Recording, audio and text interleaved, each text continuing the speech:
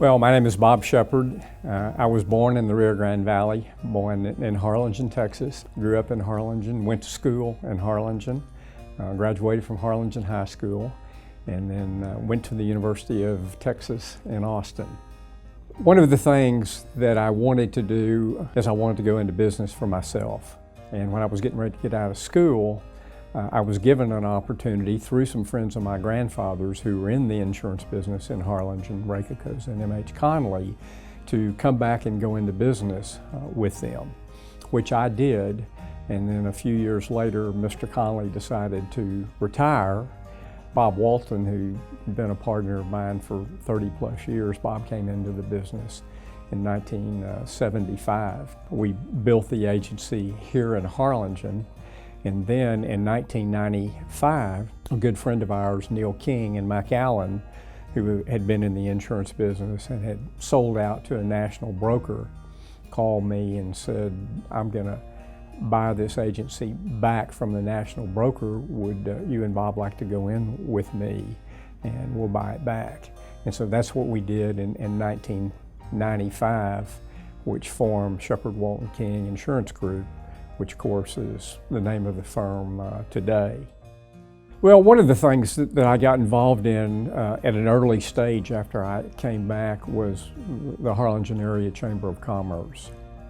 So I spent a number of years doing that. That actually was followed up in the 80s when I was placed on the Pan American Board of Regents. Governor Bill Clements appointed me.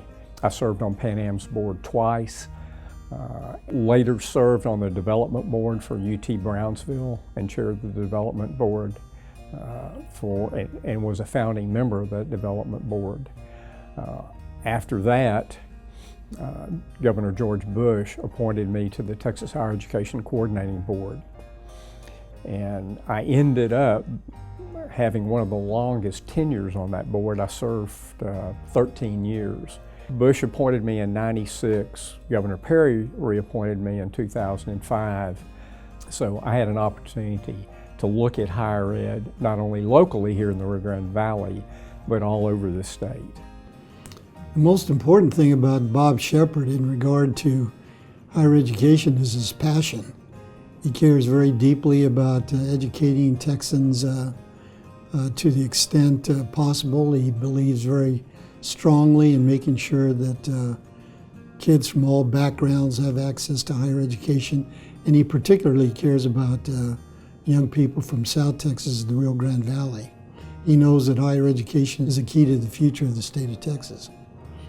One of the things that I'm proudest of is when I was on the Texas Higher Education Coordinating Board, we did a study about where the next medical school should be. And at that point, El Paso was looking at getting a med school.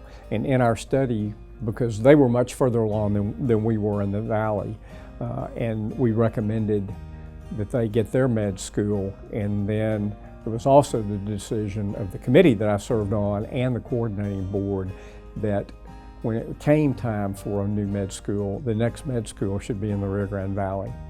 And so I was very, very proud of being a part of that, because as we can see today, that has come to fruition.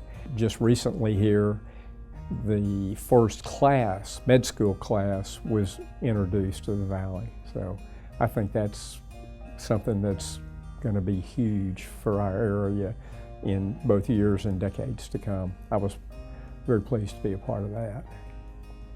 There's a lot of things that one can admire about Bob Shepard, and I think the most important one is he's one of those individuals who gives a lot to his community. He's busy with his business, he's busy with his personal life and his family, but at the same time he makes the time to be involved. It's hard to just say them all, but he was chairman of the Chamber of Commerce of Harlingen, so that's a prestigious situation. But he's just a prestigious man. He's one of the most influential voices in the capital of Texas right now. They know him by his name, and when he calls them, they listen and he gets things done. The advice that I would give to any young man or young woman, you got to love what you do. And I think that's one element of it. Your family is very important. Your church is probably very important to you, and then your community. I think anybody that is in business locally owes it to give back to their community. And my partners, we all believe that. We try to contribute to a variety of things whenever we possibly can. I think that's just critical, and I think it's critical to the success of the business. You just can't take all the time. You got to be in a position to give back and want to give back sincerely.